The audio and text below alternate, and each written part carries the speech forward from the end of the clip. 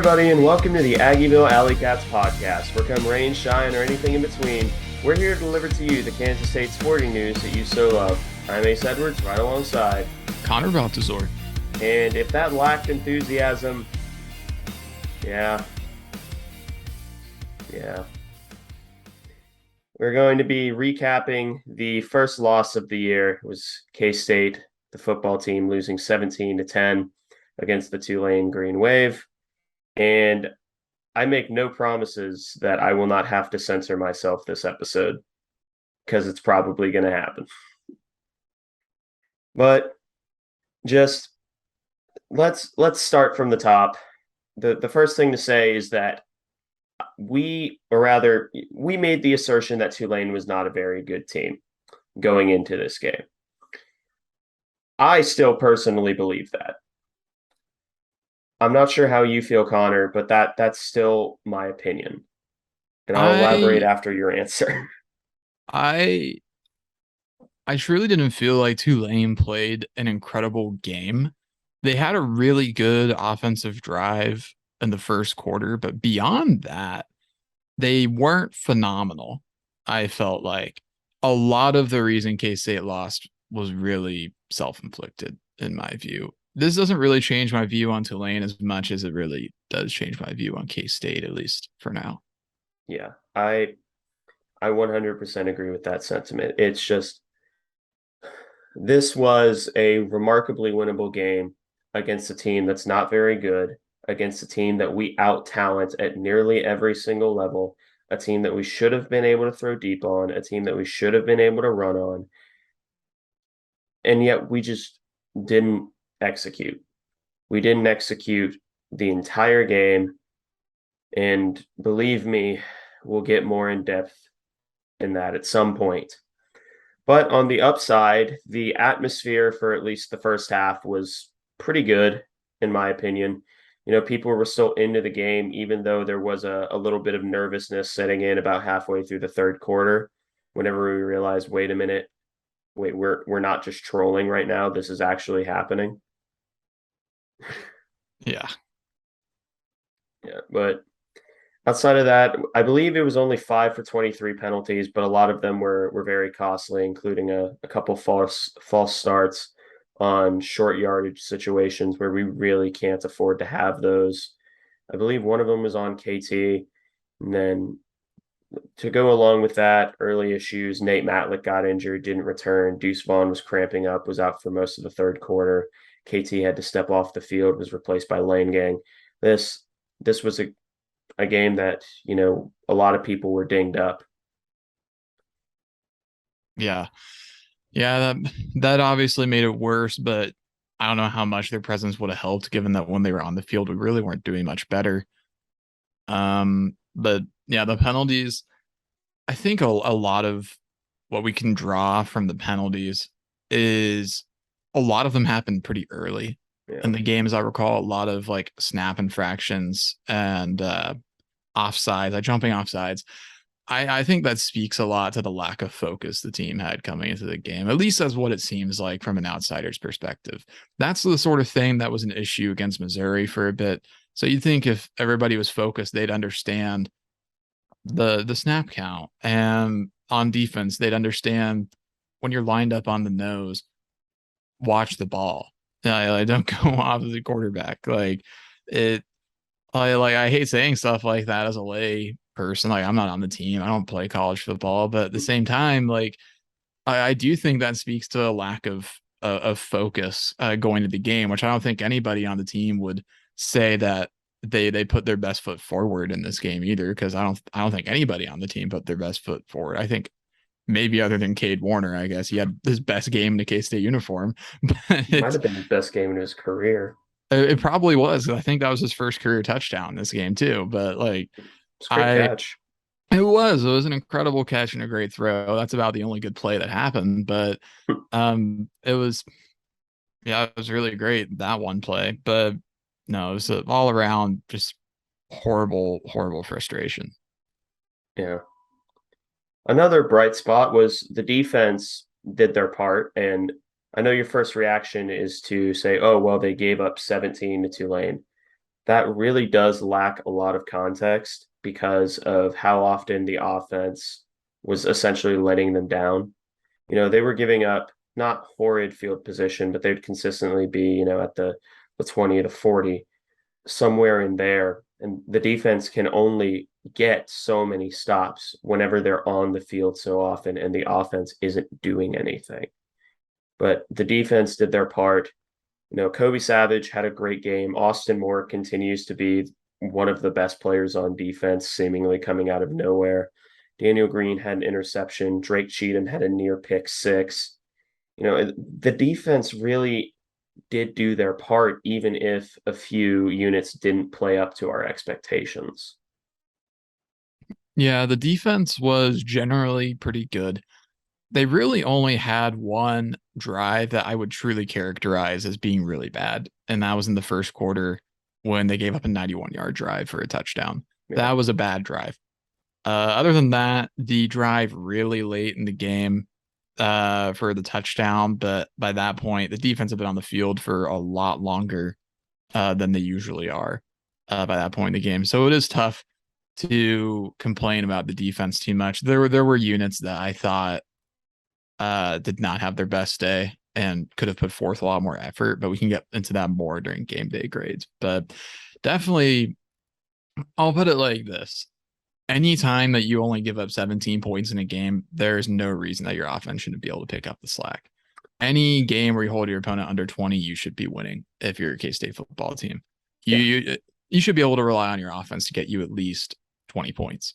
Yeah. Not only did we hold them to less than 20, we got, multiple turnovers. We had 2 interceptions on the day. Should have been 3.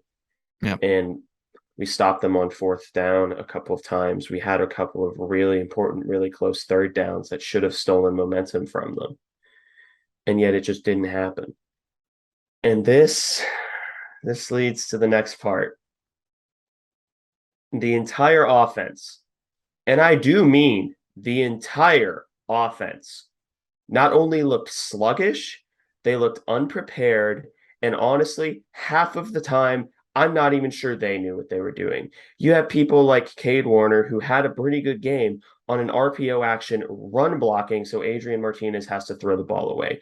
You have 2 linemen pulling to the opposite side of a running back sweep. You have wide open reads being missed. Phillip Brooks sitting in the middle of the field, waiting for 25 years to get the football. And then you get Ben Sinnott breaking wide open up the seam 3 or 4 times a game, just not being thrown to. This offensive performance was absolutely god awful. Anything else, or is it my turn? It's your turn. Okay. I'm gonna take a drink. All right.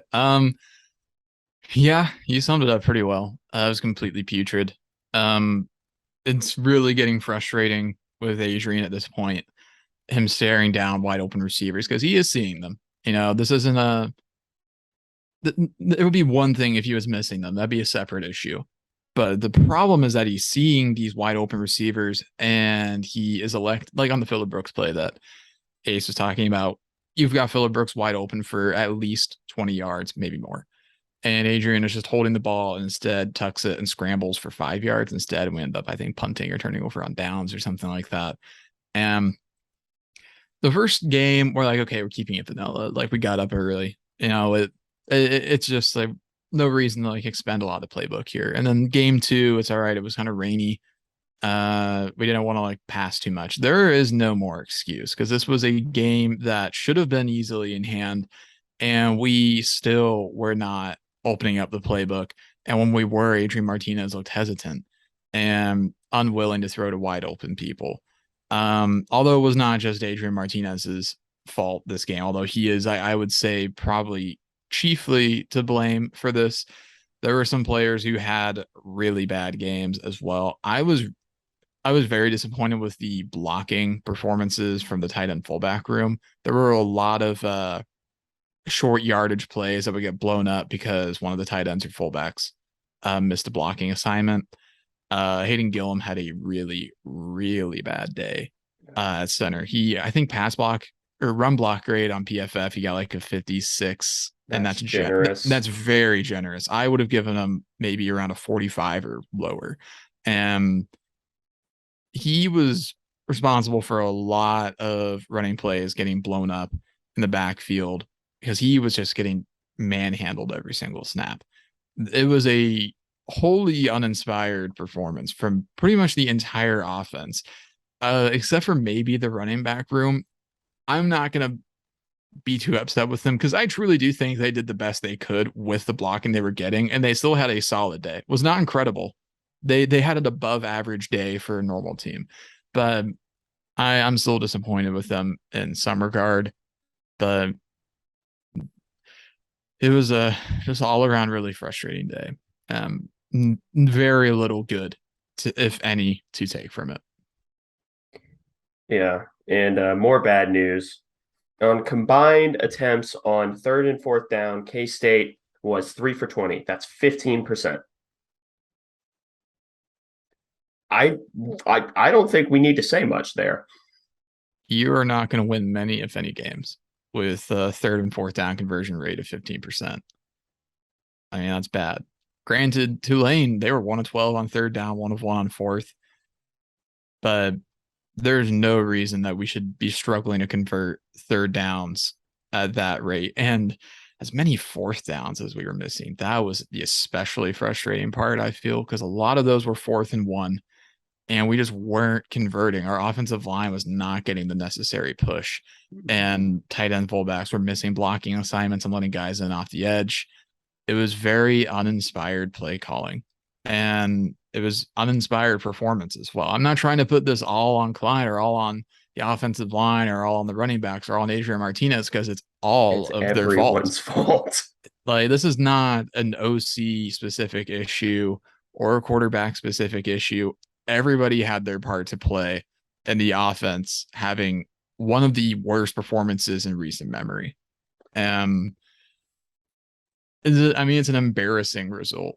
There's no other way to put it. This is an objectively embarrassing performance by the offense. And the defense, they really tried their best a lot of the time, and they still were somewhat disappointing because this is the Tulane team that I mean, well, for one, they were averaging like 50 points a game. We held them to 17, but even then, there were drives where it felt like the defense was running around chickens, like chickens with their head cut off. And they were not playing super assignment sound. But then, and there were units that I don't think like put out great effort for much of the game. But again, we'll get to that in game day grades. But yeah, offense, yeah, they're the chief culprit here. And everybody knows that. I'm not going to harp on that too much. We'll get to it in grades when we break Yeah. it down a little bit more specifically. Yeah, and one thing that I'll say on that is with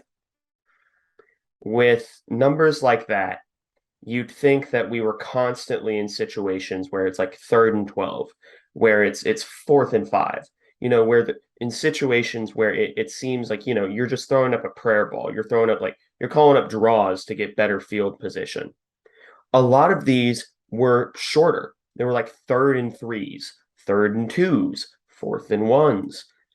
That is something that as a team, I'm fine if you're like getting third and 12s and you're not converting those.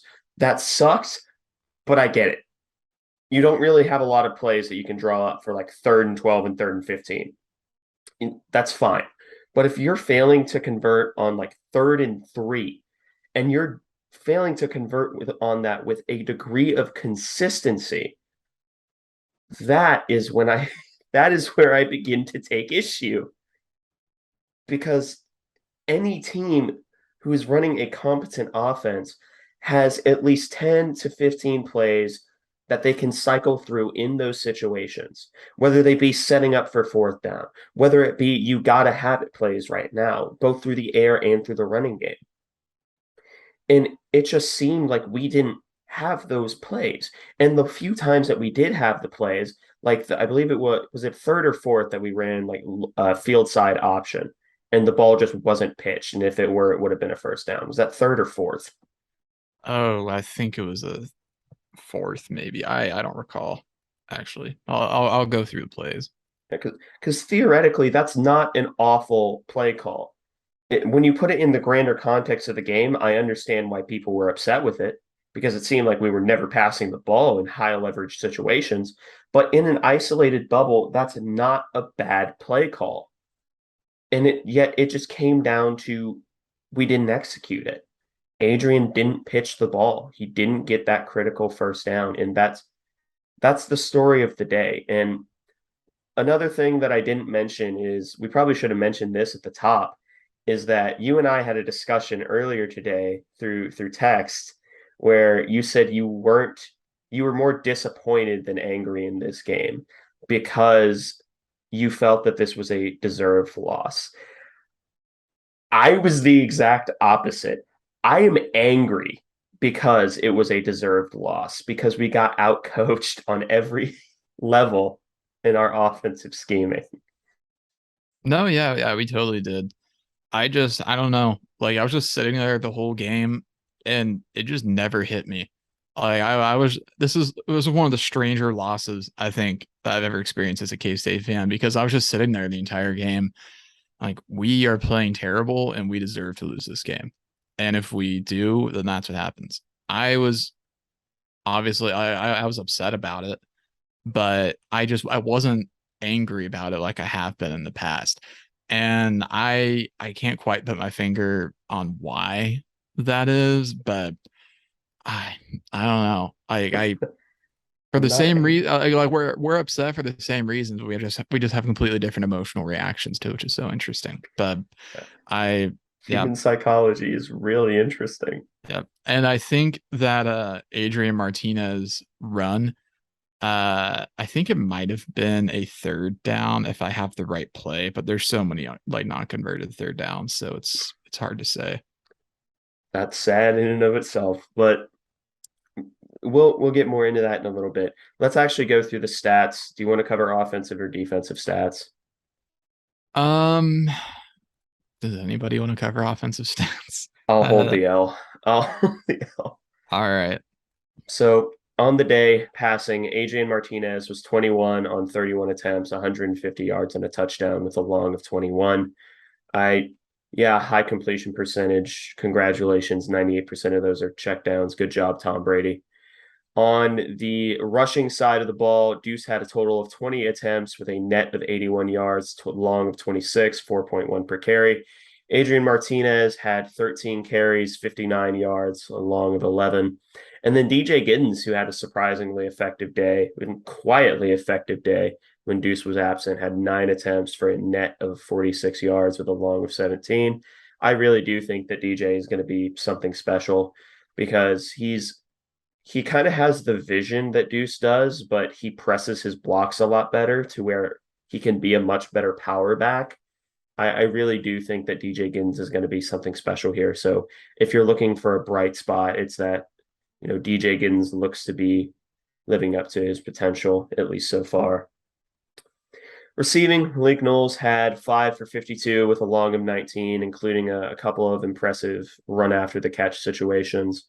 Cade Warner was 4 for 46 with a touchdown, including two really great catches, including a one-hander where he bailed Adrian Martinez out on the flats, and then a ball that I don't know why people are saying it was a murder ball. That's exactly where that has to be. And Cade Warner came down with it for his first career touchdown. So good job, Cade. Deuce Vaughn had 8 receptions, 30 yards, long of 8 yards. Sammy Wheeler had 1 for 9 on a little spot route concept. Ben Sinnott had 2 for 7, should have probably had like 4 for 80. Phillip Brooks had 1 for 6, including a situation, well, two situations where he was very simply 5'7", and there's nothing he can really do about being 5'7", unless he's coming out in platform cleats. So I don't really put a lot of that on Phillip Brooks. I will say that he's been in the unfortunate situation of being a 5'7" deep threat with a quarterback who can, who can spin it, can definitely still spin it, but just chooses not to. So that's offensive stats. I'm gonna wash my mouth out where you talk about defense. Yeah. Um, defensively, you have Austin Moore up here at the top again, leading the team. in tackles. He also had 2 tackles for loss and a sack. He had a pretty solid game. He really did. Yet again, Awesome Moore just kind of coming out of nowhere to be one of the better players on the team this year. Kobe Savage had 7 tackles and a pick off of a pass breakup from Daniel Green. It was a really nice play. Nothing came of it, so it didn't really matter. But TJ Smith had 4 tackles, as did Khalid Duke. Daniel Green had 4 tackles, half a tackle for loss, a interception that he returned for 49 yards, and then a pass breakup that picked him into a field goal at the end of the half. That was another kind of missed opportunity where there were questions on if Malik should have got the ball there, to put it lightly. But Daniel Green had another pretty solid day. Drake Cheatham, he had a nice day as well, honestly. He had 4 tackles and a pass breakup. So good day for Drake Cheatham. Felix and EDK Uzama, he had a sack and a QB hurry. He was getting pressure when he wanted, but that was the thing. It was when he wanted. We'll get to that more in game day grades. Jalen Pickle had 3 tackles and a QB hurry. Julius Brents had 3 total tackles and half a tackle for loss. Josh Hayes, he had 3 total tackles and a pass breakup.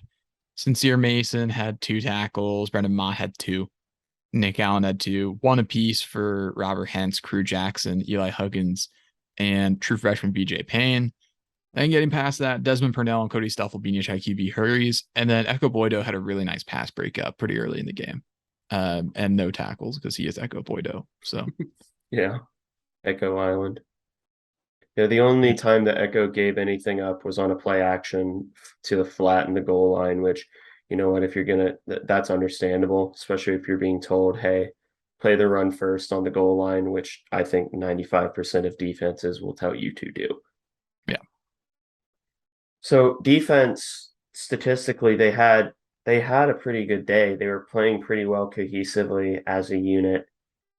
And like I said, we'll go over the concerns more in game day grades, which is the segment up next. And if you don't know, if you're not familiar with game day grades, we go through every single position group, including coordinators, giving them a grade from F to A plus.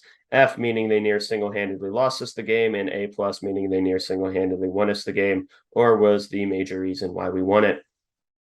So let's not beat around the bush. Let's start off with the quarterbacks. Adrian Martinez, what grade do you think he gets this week? Is that rhetorical, or would you like me to? I I appreciate you keeping it light and make sure I don't lose my mind. But to me, this was probably the most obvious grade that I've ever had to give ever since Messingham versus Texas. And the worst part is it gets more obvious later on. But Adrian Martinez, as much as I don't want to do it, he gets an F exclusively because he wasn't throwing the ball deep. The one time he threw the ball deep, at least no, that's not true. He threw the ball like what I would consider deep twice. Once was a slight overthrow for a 5'7" receiver. That happens. The other was a perfect ball to Cade Warner in the end zone, where you and I were theorizing. He was told, I don't care. He was basically told, we don't care if the check down is open. You throw this damn ball. You throw this ball to Cade Warner on this fade route and just see what happens. I, Yeah. I, before we go more in depth and get into your grade, I am going to say this right now. I would rather have Nebraska Adrian Martinez, warts and all, because this is a defense that could absorb turnovers if it means that they get big plays in return. If you're hitting at a rate of, 60% turnover, 40% big play, that is still something that this defense is talented enough to eat, especially if you're throwing the ball deep to where it's basically an arm punt. Or if you're throwing it to certain areas of the field, like within the 20, that's fine. Yeah, it's disappointing. Red zone turnover. I get it. You want to control the ball in those situations. You also want to score in those situations. But what did you give Adrian Martinez? I gave him an F. I considered giving him an F plus for the really nice touchdown pass. Because it was an objectively really good throw. Yeah. Like, there's no getting around the fact that the one time he did go uh further than like 7 yards, it was a perfect throw, exactly where Cade Warner could make the catch. Cade made a great catch. Um, but other than that, I mean, uh, Fs are reserved for players that lose or for position groups that lose the game. And I think quarterback was responsible for that this week. So there's no getting around it. It's an F. And we were pretty generous with our QB grades the last couple of weeks as well. But I mean, though, statistically, this was his best outing. And he still was responsible, I think, for the loss because of stuff like Ace said, where he is just missing guys that are open downfield. I mean, when the whole student section is yelling the name of a player who's wide open and Adrian is not throwing it to them, you know it's obvious because even the uh I don't know, casual fans that aren't getting into the nitty gritty, they are seeing what we are seeing too. And it's that Phillip Brooks is wide open in the middle of the field. Ben Sinnott just got open at like the 10-yard line and nobody's behind him. Um, Stuff like that, where guys are just open further downfield and he's taking the easy throw underneath. And that's just not going to work when it gets that predictable. Taking what the defense gives you can work, but you cannot exclusively do that because eventually the defense is just going to keep everything in front of them and close immediately because they know the intermediate and deep passing game is just not a threat. And if this is part of some long con to set up the deep passing game, which I doubt it is at this point, I think we this week I think that we made it apparent that Adrian can go deep. He's just electing not to do that. And it's beyond strange to me. Yeah, there's eight-dimensional chess in this is setting up the intermediate to deep passing game, and then there's sawing off both of your legs and trying to feed them to yourself. Yeah. That I yeah, I and it's even more frustrating because you get in, and this is going to sound really, really like uptight. It's going to sound really, really narcissistic when I say this. But Connor, I'm not sure if you ever heard me mumbling to myself, but every single time that I saw how the defense was lining up for Tulane, I would go like, oh, Deuce, like for example, on the goal line, whenever we had Deuce out wide to the left, I was mumbling to myself, Deuce is the hot receiver because he doesn't have someone over the top of him. And it just seems like times like that to where, yeah, the hot receiver would have come open because of a blitz. And again, it wasn't hit. And that's just so unbelievably frustrating to see because I I pretend that I know what I'm talking about.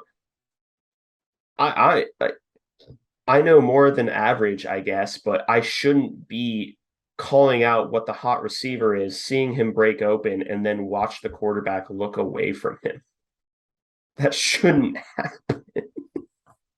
Yeah, I don't get it. I truly don't understand because a lot of people are saying right now, and incorrectly, I think, that we should have seen this coming because of Nebraska, Adrian Martinez. But we've alluded to this already. This is the exact opposite problem of what Adrian Martinez had in Nebraska, which is at Nebraska, he was just a gunslinger with a high volatility rate. He was throwing the ball over the field and getting picked off a lot and fumbling a lot because he was just a playmaker. I mean, he was the Russell Westbrook of quarterbacks, where you know you you take what you get.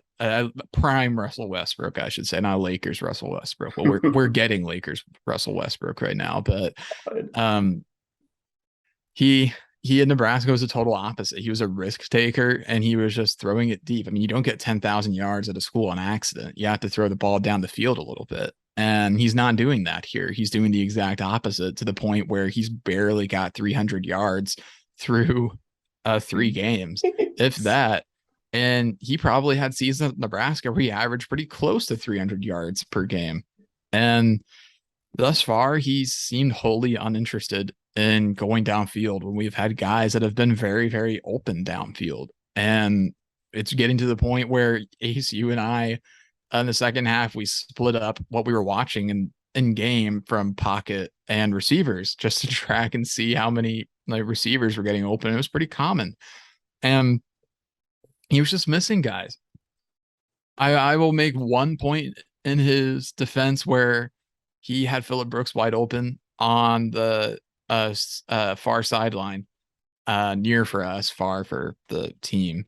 And Phillip probably any other receiver on the team makes that catch, I think. Yeah. But Phillip is simply too short. But I mean that could have made it a little better, I guess. But I mean, not enough. I don't think to keep him from an F because I mean I do think that his timidness is costing the team games officially at this point, and questions are really going to start coming up here in the next few weeks. So it's going to be interesting to see how he responds to this adversity because I don't know what to expect from him and how he'll respond. I mean, granted, people hated him in Nebraska for 4 years and he continued to play. So he's at least used to it. So we'll see how he responds because I do want him to succeed because him being successful is the difference between K-State having a shot at Arlington and missing a bowl game right now. And because if we continue to play the way that we played against Tulane for the rest of the season, this is not a bowl eligible team as things stand. Where are 4 games on the schedule that you're going to win, especially with all of a sudden KU's decided that they have a consciousness. So, I mean, what's Heck at home? TCU, maybe. Those aren't gimmies the way this team has been playing. So, I don't know what to expect from this team at this point. Yeah.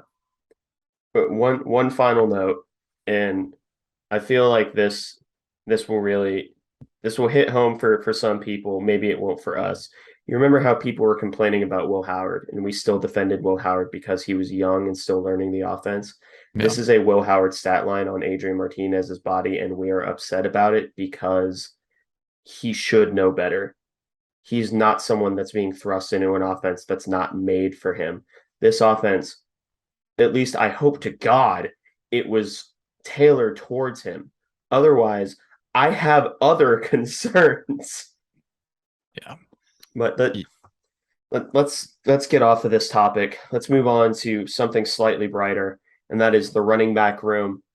And this grade has to come with a caveat of whenever you can't throw the ball deep, their strong safety is immediately going to roll down, give you a disadvantage in the box count, and therefore destroy any chance you have of having an effective running game. That said, I gave them a C plus, and that might be harsh, but honestly, they didn't do enough to get anything past that. And the worst part is it's not their fault. They were the one kid in the group project who did literally everything they could. They did 95% of the work, and then the rest of the team just shirked off their 5%. And it's such a shame. Yeah. I gave him a B minus. Just I honestly couldn't even tell you why I gave him a B minus instead of a C plus. I just guess I just wanted to see somebody on the offense with a B. And again, like I think you put it well. You can't put a ton of the rushing game issues on the running backs because a lot of the plays that were getting blown up, they just didn't have a chance. There wasn't much for them to do in that regard. So I went with a B minus. But that might be a little generous. I don't know. I don't have much to say about them other than I think they took what they were given. Yeah. Next up, wide receivers. This is another grade that, this might be controversial. I think they did. This was another difficult one. I ended up giving them a D plus, and you could argue that with an elevated quarterback performance, they probably could have gotten to the B range because Cade Warner had 2 excellent catches, and then the rest of the receiving room was really, really pedestrian.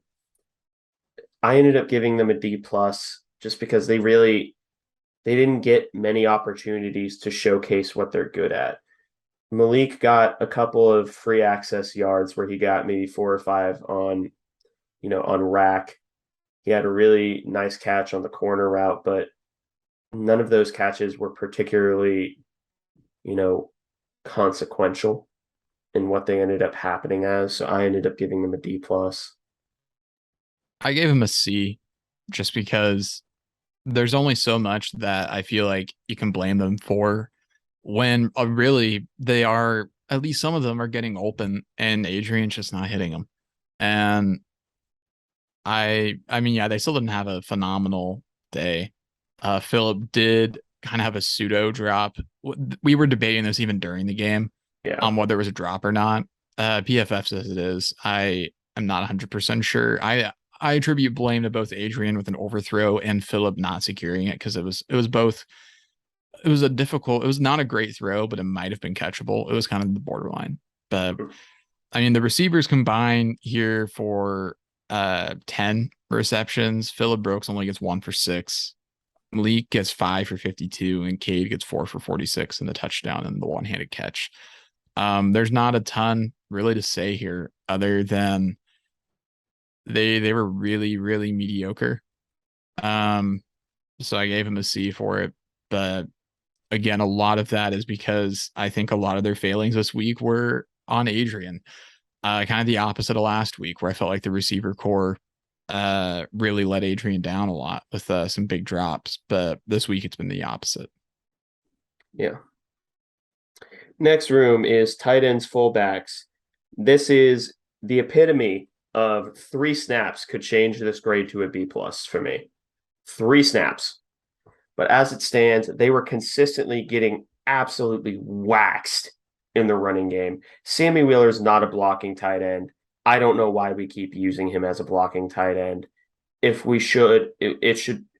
I'd honestly give Connor Fox those snaps. Granted, Connor Fox might explode if he gets hit anymore. So maybe that's why we're not, but at least put Ben Sinnott on the strong side. To me, they don't deserve anything better than a D because of how many lead blocks they missed, how many ceiling blocks they missed. This is a day where you have to grade them on their blocking, not their receiving talent, and they didn't play well. I toyed with giving them a D. I gave them barely a C minus just because there were opportunities for Adrian to find them deep, and he just elected not to. Like you said, they were very close to a B plus day. But yeah, like you said, they were terrible in run blocking. Sammy Wheeler specifically allowed at least one edge rusher in to stop a 4th down conversion, maybe 2 times. They were not doing a good job blocking whatsoever. It was a really frustrating performance for them in the run blocking game. They were technically present in the passing game, but the stat sheet barely shows it. Uh, they they should have had more. Because Sinnott, to his credit, he did break deep at least once. But just not getting seen by Adrian. So I couldn't go as far down as a D just because I do think that the receiving game, they did really put a good foot forward there. But yeah, blocking, I mean, they were just really bad. Yeah. Speaking of blocking, the offensive line room, which if it wasn't for a torrentially disappointing performance at another position, this would have been the most disappointing group of the week for me. Because I will maintain this. Their defensive line group is not good. Their assignment sound, they are not good. They're not world beaters. They're not particularly athletic. They are assignment sound players. This is a line that we should have easily been able to blow the doors off of. I'm talking they are in the linebackers' laps for like 50% of the play. And it just didn't happen. Pass blocking was fine. Pass blocking, they were fine. But it's in the run blocking. They were so unbelievably disappointing in a unit that, and yes, I know it's because they were playing the run every single snap. That probably inflates their pass blocking numbers and deflates their run blocking numbers. I know defensive linemen play differently when they know it's going to be a run versus when they know it's going to be a pass. I know. That doesn't mean that this offensive line should not have completely and utterly dominated them, no matter what. especially on short yardage situations. I'm pretty sure we outweighed them by a significant margin, and we just failed to get any push. This was the most concerning performance the offensive line has ever given ever since I've been a K-State student and ever since I've started watching K-State football, which granted, it's only been about 5 or 6 years now. But still, they don't get an F, they get a D from me exclusively because they were good in pass protection. I gave him a D plus mainly because I do feel like Hayden Gillum really drug this group down in the run blocking game. There were multiple occasions, I'd say several, where it really seemed like he was the guy getting beat off the snap, and that was what was really messing up a lot of running concepts, was his performance in the middle of the offensive line. LIA said they were pretty good in pass protection. Actually, they were really good for the most part. And but running, it was awful, because I mean, that's it. Granted, I will say Tulane, I mean, they're stacking the box in those situations because they know what's coming. There's only so much the offensive line can do. But even when the box wasn't stacked, it seems like it was like pulling teeth to get them to get a push. It was really frustrating to watch, especially when you see the same guy over and over and over, just getting beat. This is a game where having Taylor Poitier is probably adding like another 30 to 40 yards to your rushing total, because at least if Panzer's, or if Gillum's struggling at center, you can try Panzer, but you can't really swap those two guys unless you're going to go even deeper into your depth chart. So that I think that injury really showed itself here in this game. But I gave him a D plus, but a lot of that is just one particular player really dragging down that grade, at least from what we saw from the stands. Yeah, and I almost completely forgot the play where they were running a quarterback sweep and two of them decided to pull the opposite direction of the sweep, which, first off, I hope that is a mistake. I hope that is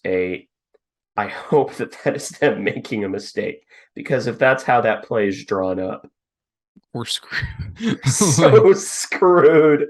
We're so unbelievably screwed. You see, Ace, it's misdirection by just not blocking where the play is going, so they won't believe it. The problem is they didn't believe it. They didn't believe they were pulling to the other side, and so they just blew up the Ace, run. you don't understand. It's the long con. This is we lost this game on purpose to get the rest of the Big 12 to sleep.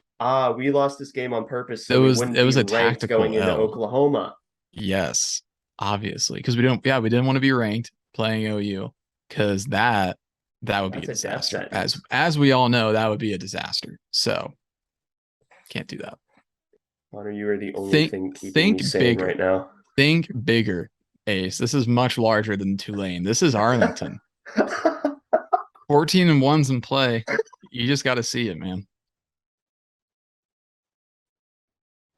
Oh, God. All right.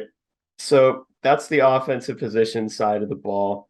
Now we can move on to much brighter pastures, which is the defense. Unfortunately, we have to start off with probably the most rough part of the defense, which is the defensive line. Now, let me say something really quickly. This has always been a defensive line based mostly off of motor. It's been high effort pass rushing mixed with pretty plus athletic talent. I feel like whenever we lost Matlick, there was something that was taken away from the motor. Brendan Mott's not bad. He's not bad. In fact, honestly, he's been really, really good, like shockingly good. But it felt, and I didn't notice it until you pointed it out to me about before we started recording.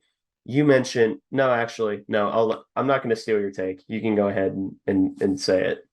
All right. This was probably the least inspired defensive line performance that I've seen in a while. Luckily, because of how talented they are, they still had an okay game. But this is probably the only unit on the team that can get away with that. But also, it felt like there were so many plays where the defensive line was just kind of standing straight up and not really doing a whole lot on obvious passing plays. And the motor was not there. They were playing completely uninspired a lot of the time. When they were trying, they were dominating. Felix, he just one play decided to take over and he got a sack out of it. What's he gonna Jay, do? Step in. yeah, he did. And he had a great snap, but then it seemed like they were taking a lot of snaps off.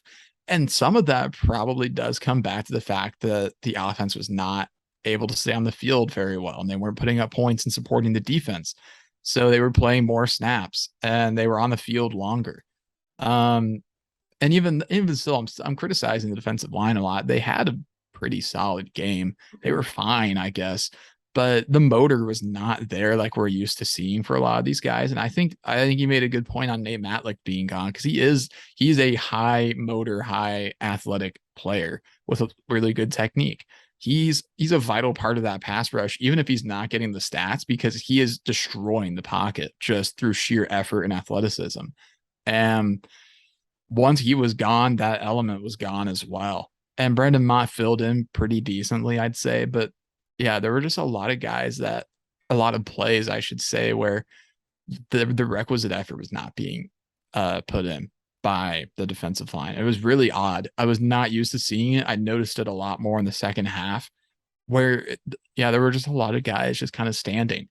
And they were putting hands into offensive linemen, but they weren't really making active moves. I don't know if that was by design. I don't know why it would be, but it was very strange. And when they were trying, they were winning, but a lot of times they weren't moving very well. There wasn't a lot of effort being put in, at least from my perspective. It was very strange and a little disappointing. Yeah. What did you end up giving them as your grade?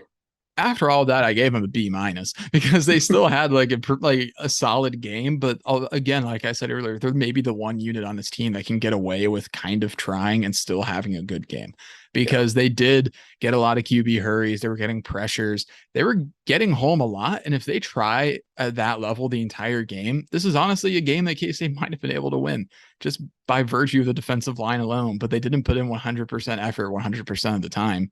I get that you get tired. I mean, it's easy to say when you're not the one out there Yeah. on the field when it's really hot and humid out, and the sun is beating down on you. You know, like, oh, try harder. Like that. Yeah. That's much easier said than done. Yeah, But you're probably demoralized because you look on the opposite side of the ball and you're just like, okay, well, I get maybe 5 minutes rest before I have to go back out there. uh, turnover on down, so you're back out there 2 minutes. But it's, yeah, it was one of the stranger performances I've seen in a while.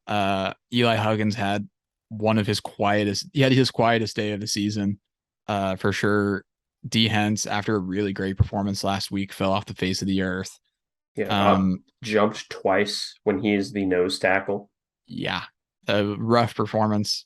Brendan Mott was solid. He was okay. Stunt god Brandon Mott. Yeah. Felix, he had his one great play where that was an incredible effort sack that he got, but just it wasn't what you would expect. Uh, it was disappointing. And and I will say that I was high on this offensive line going into this game. I thought that they were a good unit. I ended up giving our defensive line a B just because yes, this was a good unit, but we weren't even playing particularly the gap sound, and that's kind of the bare minimum. So, and I, I hesitate to say that they weren't trying at all. And I know that's not what you're saying because I know you Yeah, and your IQ is above the average room temperature of Alaska. But most of the time, not all the most time. of the time. But I agree with you. It did seem like there were a few times it's like, okay, I need to make sure I don't get blown backwards. That's my responsibility this play. I don't need to do anything else. But moving on from that, we can move on to the two best rooms of the day, which is starting off with the linebacker room. I ended up giving them an A. I know Daniel Green's interception was an awful throw. That said, he was in the perfect place and also at such a weird depth for a linebacker to be that honestly is a play that he himself deserves. Like he gets credit for that one. But outside of that, the linebackers, when they weren't getting washed in the running game because, we refused to get out of that three-man front where, if you run duo, you die. But it they had a really, really good day. Solid tackling day from Austin Moore. Nick Allen even had a really nice tackle, if I'm remembering correctly, or at least he was in on one. At least he was nearby. Because I remember saying, "Hey, Nick Allen sighting," and then he did something, and I'm like, "Hey, okay, that's cool. Bye, Nick Allen." Never gonna see him again, but Never seeing him I again. say But that he plays every game. yeah, but Austin Moore, Daniel Green, Khalid Duke, all had really good games. All were, I would say, kind of the glue unit that kept the entire defense as going as well as they did. So I ended up giving them an A. I give him an A minus, basically the same reasons as you. Not a lot of complaints about Austin Moore and Daniel Green. They continue to be the most consistent unit on this team so far this year. Will Honus still is not back. Sean Robinson is gone forever, which is a shame. Um, but yeah, the linebackers, they really performed at a pretty high level for the entire game. They continued their reign of terror on the defense, and I appreciate that. Khalid Duke, he was probably the best effort pass rusher when he was rushing the pass, at least the most consistent, I Yeah, would say, in that regard. He's looking more comfortable, I'd say, week by week, which is good. Then yeah, Nick Allen had a tackle. Crew Jackson, he gets a tackle as well. I completely missed that happening. It must have been special teams, I think. yeah, it might have been. Um, Gavin Forche got meaningful snaps in this game as well. Because we saw 27 just sprinting onto the field, and Ace and I were like, "Who is that?" And we were like, "Oh, that's Gavin Forche. What are you doing here?" But It's like, oh, I'm he, Gavin. What's up? yeah, What's up, buddy? yeah. Then Desmond Purnell, he added a QB hurry. We've been seeing a lot more of him than I think anybody anticipated. At Sam so far this year. Which, granted, there's now all of a sudden more playing time available that Sean Robinson is no longer with the team, which is a shame. Could happen to anybody. But yeah, Maybe A we minus could for me. move Forshea to Sam, where We his should be doing that. We should but absolutely do that. hey, if you look back on my personal recruiting grades, it's quite clear that I'm not on the staff, nor should I be. Cool that story though. But the next room is defensive backs, and if linebacker was the glue unit, I would kind of, if we're going to use the arts and crafts analogy, I'd say that the DBs were the paper. They were a really, really good unit the entire day. The only time that I could really complain about them was the one time I weirdly saw Julius Brents put his hand in the dirt like he was lining up as an edge rusher. That's not a complaint against him. I just thought it was really weird. But Yeah, that was a little strange. yeah, I can't think of any situations where they got absolutely decimated in coverage. Kobe Savage did come up way too hot on a tackle and miss one, but when you're a motor player whose number one goal is kill, that's an acceptable outcome. But the defensive backs had a pretty good day. The one touchdown was given up by Echo on play action at the goal line, which again, Echo Island is still very much in force. That's just a very special case where they allowed a tourist boat to come and see the island. Yeah. But I ended up giving them an A. This was a really good performance by them, which makes it all hurt so much more. I give them a B plus, but that doesn't mean they had a bad game. I still thought they had a good game. I just have high expectations for this unit, week in, week out. So I do grade them a little bit tougher than some of the other units on the team. Like on offense, I was generous to the receivers. But defensive backs, I do grade them more difficultly. Like Kobe Savage, he had a pick off of Daniel Green, interception. Daniel Green gets the assist there, so he gets one pick and then a pick assist. He has really been awesome in coverage. I know that's kind of a linebacker thing, but Daniel Green the last couple weeks has been great in coverage. Yeah. Kobe Savage, he did get beat once. I think we gave up like a 30 to 40-yard pass at one point to set up that late touchdown. I think that was Kobe Savage. But then again, they've been on the field for so long at that point. It's tough to be that upset with them. But yeah, Kobe Savage had 7 tackles. Julius was fine. Gave up a few like RPO slants, but it's difficult to do much about that. Yeah. Echo had a really nice pass breakup early in the game where I was sure that it was caught, and he was just able to get his hands in there and just barely break it up. Dre Cheatham had a pass breakup as well. Josh Hayes did too.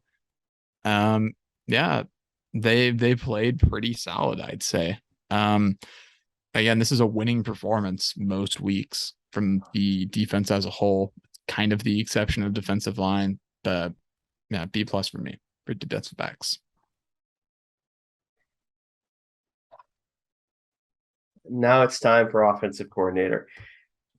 I'm going to preface this by saying I'm going to be mean. I'm going to be mean in a way that only someone with love in their heart can be, because I know he can take it.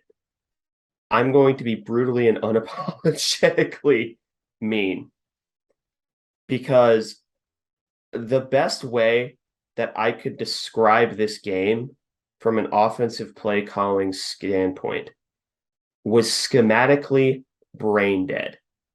This is what happens if you like Colin Klein was getting absolutely just decimated in how play calling was going.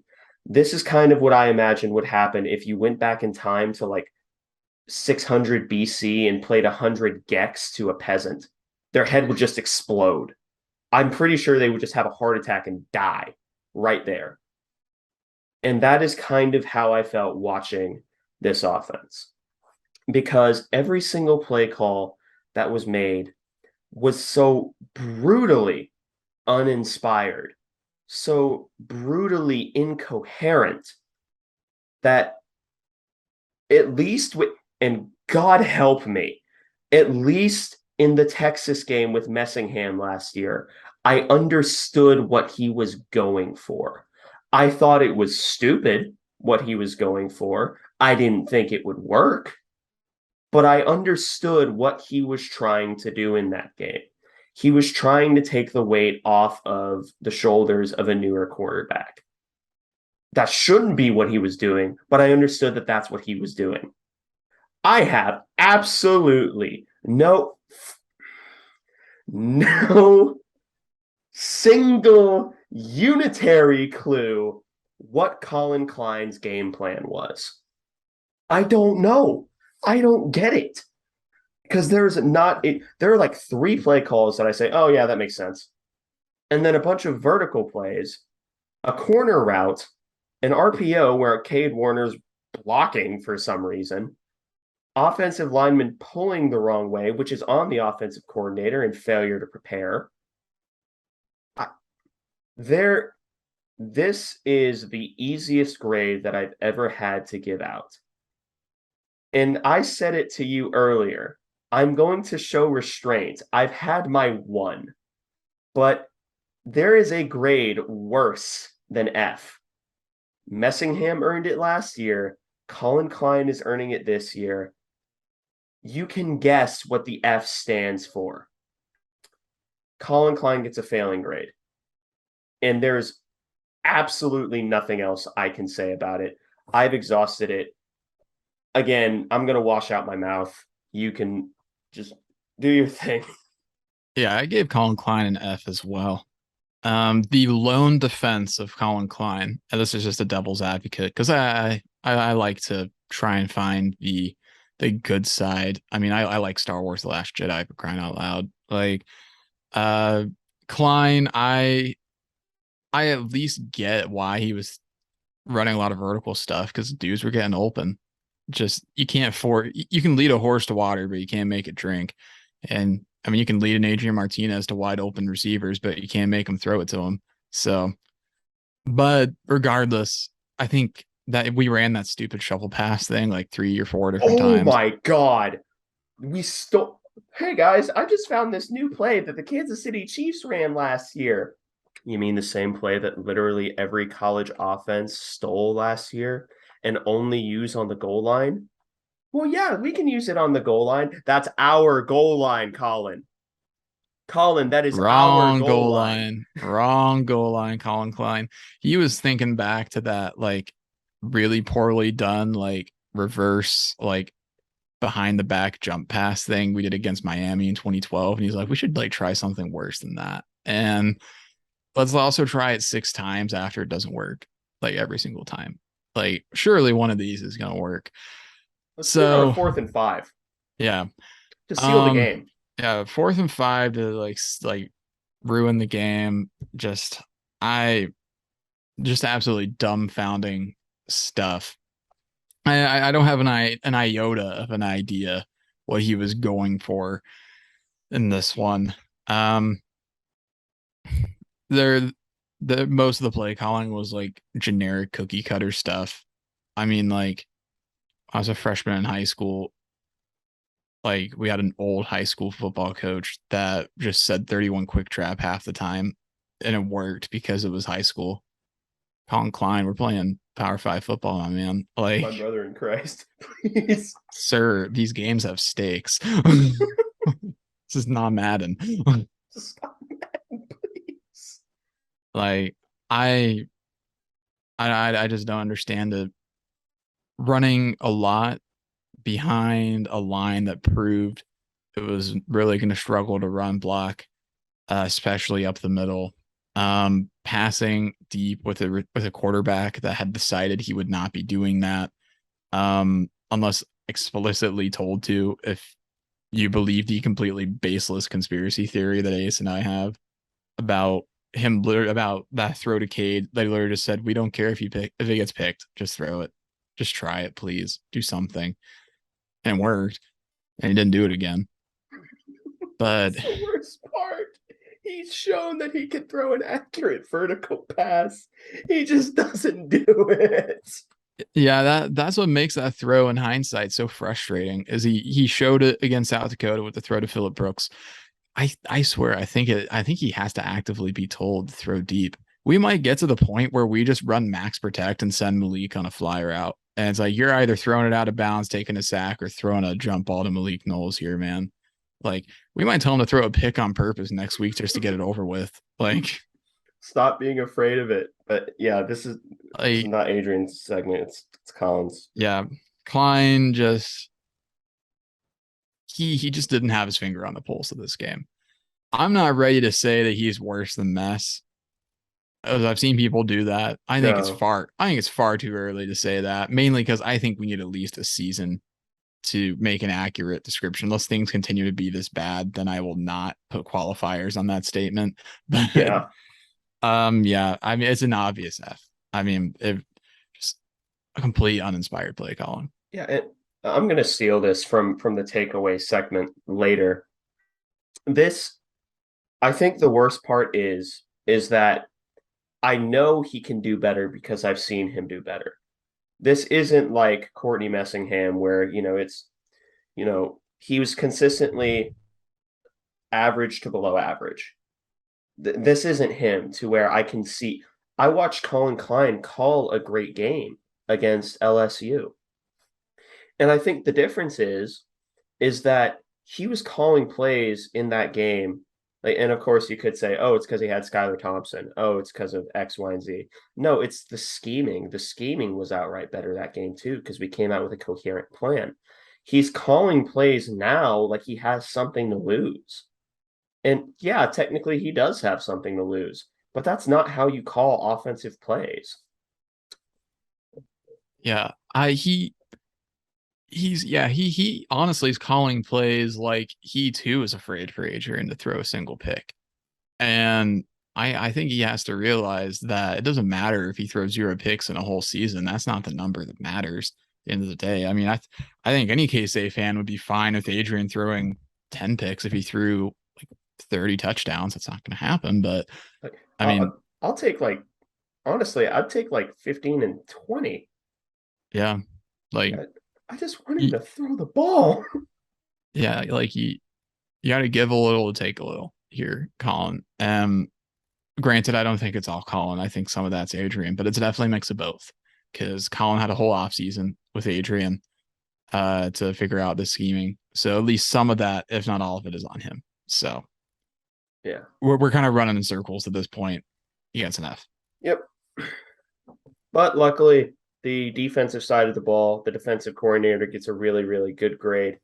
Not Colin Clanderman. Oh my goodness gracious. The Clandy man. Goodness. Uh, Clanderman. Clandy man. He gets an A from me because really, for how much his defense was on the field. The weird part is that I think time of possession was actually pretty similar, but it's because both sides were like, okay, I don't want this football anymore. Here, you can have it. It's like that episode of SpongeBob. Good. Now let him have it. You can have it. I it Klanderman really did have a good day calling the offensive, the defensive plays. He was dialing up pretty solid blitzes, pretty solid coverage designs. I'm not sure if, again, if it was designed where Daniel Green is playing like 87.5 billion light years away from the ball, but it worked. He was consistently calling coverages that would limit, if not eliminate, the RPO game, which by virtue of the RPO game being what it is, you're going to lose some. And the only reason he doesn't get an A plus is because of the few times that I noticed we kind of got caught with our pants down. Whenever they came out in a bunch set, we didn't play the bunch correctly. We let ourselves get 2-on-3, which is easy yards for screens. That happens. That's fine.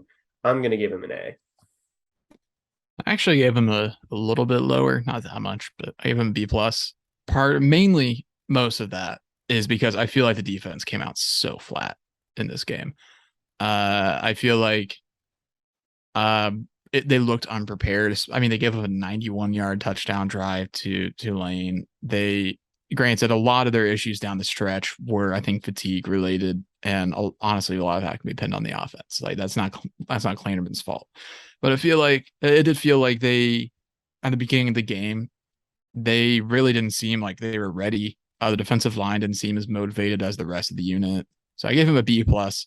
He was fine. I felt like Klanderman, but I expect more from the defense, especially if this is the offense we're going to be having. This is going to need to be like last year Georgia levels of defense to like win. Yeah.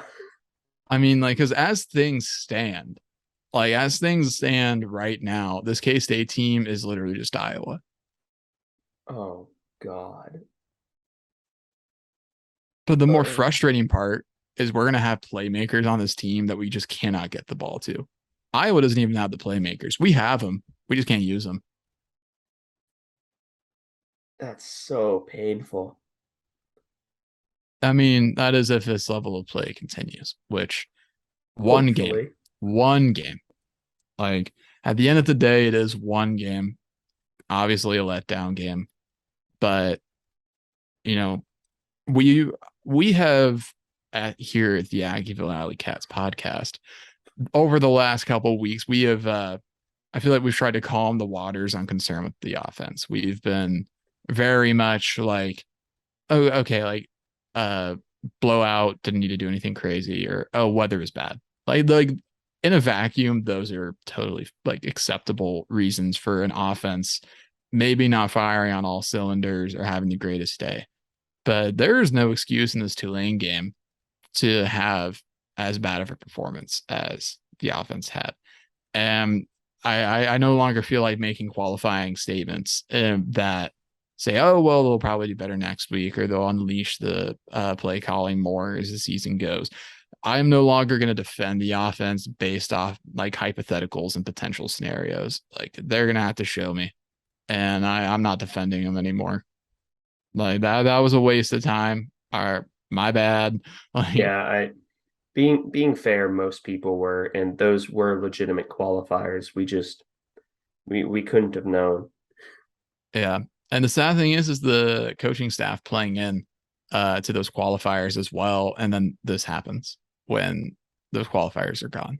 Yeah, and then Kleiman in the post-game pressers like, we have to throw the ball deep more. Adrian responded to the question of, do you think you were too conservative or something to that effect? Like, no, I don't think so. That's a problem. That's a major Red issue. flag.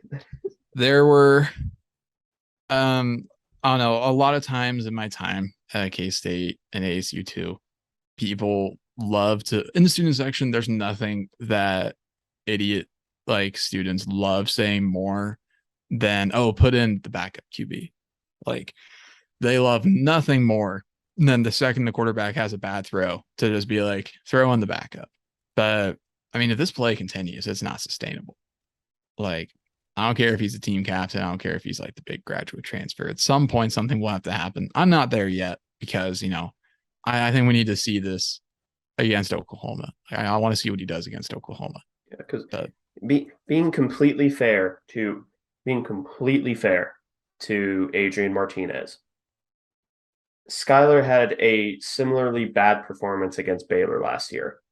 Baylor's a better team, but Skylar did not have a good game. Sometimes good players have bad games. I just hope that that's what this is, but I'm starting to have my doubts. But getting off that train, now we get to answer the questions that we posed going into the game, as if this episode wasn't sad enough. The first question we had: against a weak defensive line, can the O line give up fewer than 4 TFLs? The answer was no, they gave up 6. nope. Moving on.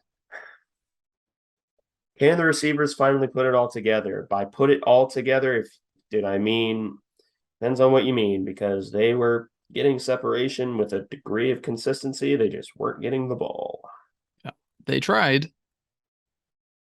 There was effort there. But that's about all you can say there. yeah. Does Adrian finally have a situation where he can throw it around a bit? Situation, yes. Ability, no. I was about to say that, yeah. Technically, yes. That question was yes. He just didn't take advantage of it. Can K-State's defense keep rolling?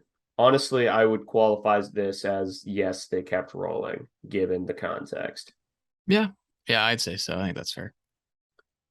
Does Deuce break 150 yards rushing? Nope. No. And even if he wasn't injured for most of the third quarter, the answer would still probably be no. Yep. Can K-State's defensive line dominate a solid offensive line group versus Tulane? Dominate? No. Hold their own consistently? Yes. Except for when Felix decided that, oh, what's Felix going to do? Step in. They could have dominated this group, I think, if they had felt like it. Yeah. So that's the answering the pregame questions. Now we can go into offensive and defensive MVPs. Yeah, you know what? No, I'm not going to give an offensive MVP. This offensive performance is not worthy of an offensive MVP because to have a most valuable player, your offense has to have value. So no one gets MVP for me. I'm gonna give out an MP, which is most player of the game, and that's going to Cade Warner for having like 2 of the 3 good plays, which were a touchdown and a one-handed catch, and then Deuce's like long run for 26 yards was the other good one. So first non-Deuce MVP by technicality, because there technically was not an MVP this week. But Cade Warner was certainly one of the players of all time this week. And getting his first career touchdown, I'll unironically give him most player of all time, or most player of the game, I should say. Yep. That's it. Yeah. Defense, I feel like this one's easy. For me, my pick is Daniel Green. Not because, and it's not just because of the really good interception. He was playing really well in the run game. Daniel Green was Daniel Green this game.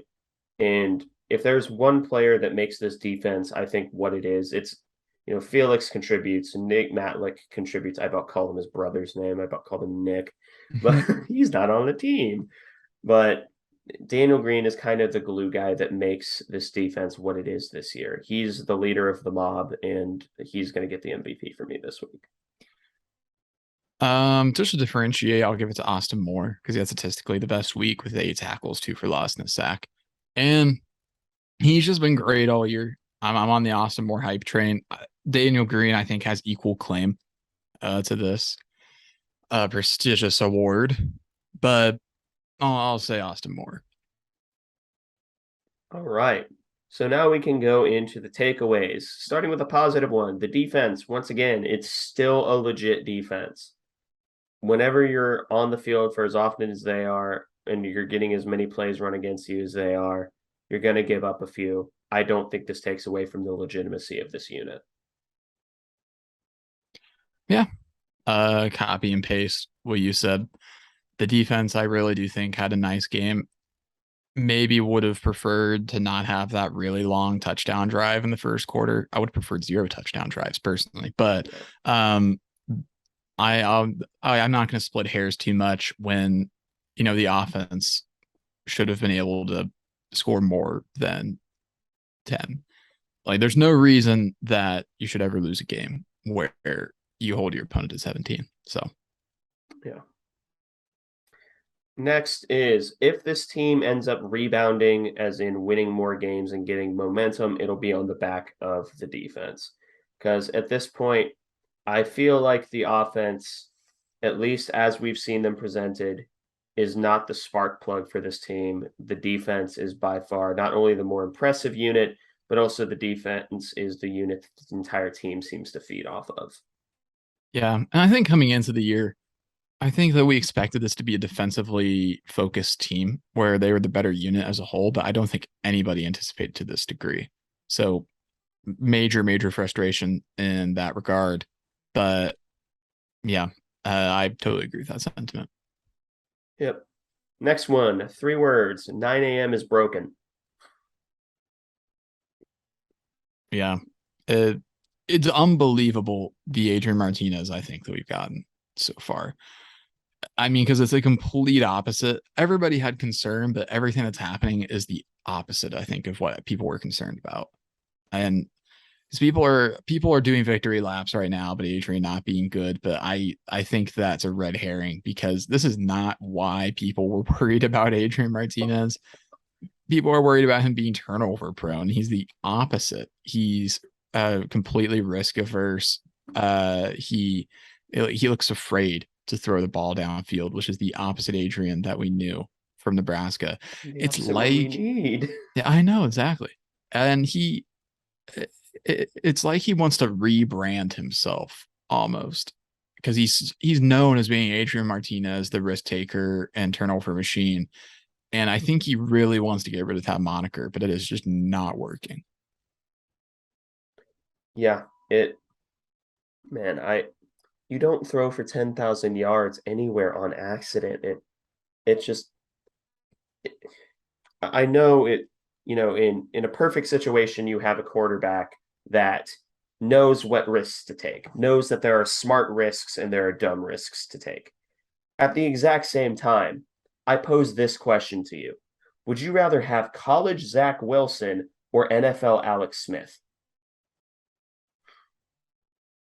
And I'm not talking about Chiefs NFL Alex Smith. I'm talking about 49ers NFL Alex Smith. Which would you rather have? Is this rhetorical? You can answer it. You It's a you question for you everybody. you're going somewhere with it, so you answer. I I would always prefer Zach Wilson. Did Zach Wilson have turnover worthy plays? Yes. Does he still have turnover worthy plays? Yes. But he's someone that can spark an offense. He's someone that you look at is like, I can get behind him because at the very least, I know that he's going to uncork a ball and he's going to get us explosive plays. He's going to get this offense vertical. He's going to make it to where the defense has to think, okay, this is a threat to where this ball could get bombed deep at any time. The defense does not feel safe whenever you have a gunslinger on the field. Because, yeah, he may turn it over at a high clip as he's done in the NFL level. But at the exact same time, that's because he's throwing it deep and they have to adjust for the fact that he's throwing it deep. That opens up the running game, that opens up the short passing game. I would take someone with a home run hitting mentality 10 times out of 10 over someone who's simply going to check it down every play. Of course, if that's the binary, that's what I'm taking. Ideally, you want someone who knows when to take smart risks. But give me the guy who's batting 180 and hits 40 home runs than the guy who's batting like 250. Never scores, never Never bats guys scores. in, never does anything. So, Yeah, that's an interesting, hypothetical. But next one is Hayden Gillum really got worked by we'll say generously mid defensive tackle. And that's really a cause for concern because Noah Johnson had bad games last year. This might be up there with the worst Noah Johnson game from last year. Yeah. It was bad. I mean, it was pretty obvious to us after a while too, where he was just having a bad game. He brought down the entire offensive line, honestly, with his run blocking performance, which was a shame. But it's not, that situation can't continue. Yeah. We already covered this next one. Colin Klein is calling plays like he has something to lose, and you can't do that. Yeah. You it goes back to quarterbacks. Would you rather same analogy? Would you rather have an offensive coordinator who's, looking to bomb it deep, or would you rather have that offensive coordinator who's like, okay, taking the check down here is okay. Oh shucks, we have to punt it every once in a while, but at least we're efficient. Again, you want a balance. The problem is that Colin Klein isn't running a West Coast system. He's running a college system that favors above all else misdirection and big plays. At least that's what I've gathered. I haven't asked him. That'd be a very interesting question to ask him if that's his offensive like philosophy, if it's based off of misdirection and big plays. Because if he's running a West Coast offense, he's doing a god awful job of it. I was actually thinking about that today, and that was the closest that I could get to what I thought he was trying to run, I should say, was West Coast. I think ideally he wants to be a West Coast mastermind, but it's just not working right now because there's no threat of the deep ball, no And, threat of the big play. So and I'm not sure that our offense is as modular as a West Coast offense would need to be. There's a reason why West Coast offenses are, relatively rare and have been replaced with RPO offenses in college. RPO is simpler. It's not as modular, but it's simpler. There's a reason why you hear like, the deep play out of like split shotguns called 689 out of split backs and like NCAA. That's quite literally just what they call those routes. It's a 6, an 8, and a 9, because every single route in the West Coast system is based off of a number from, I think it's 1 to 9, or it could be 1 to 12. But I think it's 1 to 9. But the offense hasn't shown the ability to be that modular. It's running West Coast principles without the big part that what makes the West Coast offense work. But that's neither here nor there. That's just like a note on scheming. But he's calling plays like he's afraid for his job already. When it honestly, I wish he had the different reaction. I wish we had the one where he was auditioning to get the job, to where he's like, okay, yeah, I can do this. Like I can scheme this guy open, no problem. I can call a running game. I can adjust if the running game isn't working a certain way. And we just haven't seen that yet. It's so abundantly disappointing. yep. Anyway, the last one is you can kind of tell throughout the entire through our demeanor throughout the entire episode. The hype is I'm not saying it's entirely dead, but it is currently comatose and in critical condition. Yeah. Yeah, I think that's a good way to put it. This game was at its core a reality check, not just for the team, but for the whole fan base. Because though everybody had very, very high hopes for this year, but I alluded to it earlier. If this is what we can expect from the offense all year, this is not a bowl team. This is not an above 500 team, because the defense, that is a Arlington defense, but the offense, that's a 4 to 5 win team right there, generously. And if you would have told me going into this game that I would be scared of our matchups against West Virginia, not because we're going to Morgantown, but because our offense sucks, or that we'd be scared playing KU at the end of the year. KU could still fall apart. I really do think that, and again, this is completely takey, and take what I say with a grain of salt as someone who grew up an MU fan and now goes to K State. So I may have a little bit more hatred of KU than most.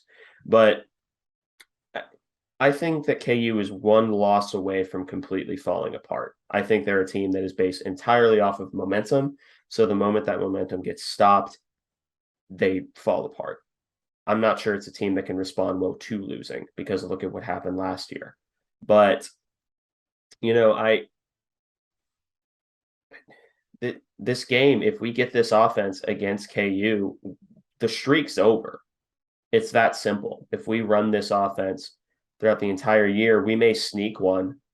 And, I always say that we lose a game every year that we shouldn't, and we look awful doing it. I hope this is that game because if we have more than one, this is going to be a long and painful season. Yep. Um, Not much to add to that, really. Yeah.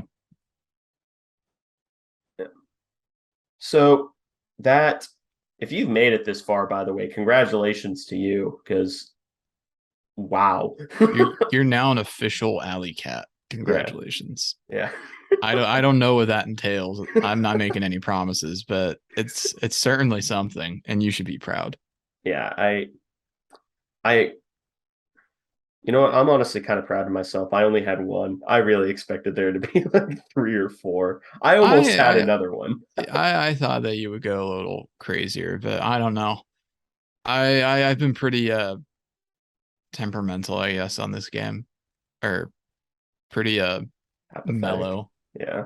Yeah, apathetic, I guess, is a good word. It's a little depressing, but yeah, it's kind of close to it. It was tough for me to be upset about it just because I mean, we just played awful the whole game, and by the end I was numb. I was like, yeah, we sure did lose. And I saw that coming, once we got into the second half and nothing changed. I had a brief bit of hope in the second quarter when it looked like we were trying, but that went away. But Yeah. But moving on to next week, it's a big one. Primetime matchup. Fox, Oklahoma in Norman. Keep an if you eye want, out for yeah, the game preview on that one. if you want to revive a season, there's one way to do it, and it's somehow beat OU. But that is looking like a long ways away right now. But maybe when we do a little bit of film study, we can find a little bit of something or two to give us a little bit of hope. Because a little bit of hope can go a long way. But that A pretty little much, less a shovel option. yeah, oh, it's not even an option play. That's the It's just a worst part. shovel. Yeah, It's I was just a generous. I shovel. But that wraps up this episode of the Aggieville Alleycats podcast. Thank you all so much for listening. If you want to contact or follow the show, we are at Aggieville Alleycats on Twitter. That's capital and capital C and cats. If you want to email us, we're Aggieville Alleycats at gmail.com. If you want to follow us on a more personal note, I am at AC Edwards 00. I'm at Connor Baltazar, capital C, capital B. And if you want to support the show financially, please be sure to check out the official Aggieville Alleycats merch store, link in our Twitter bio, as well as the podcast description, where you can find the staff-approved Doomtang Clan shirts, the Neon Alleycat shirt, and of course, Play Sandstorm Cowards. But most of all, thank you all for listening to this episode of the Aggieville Alleycats podcast. Where come rain, shine, or anything in between, we're here to deliver to you the Kansas State sporting news that you so love. Stay safe, Alleycats.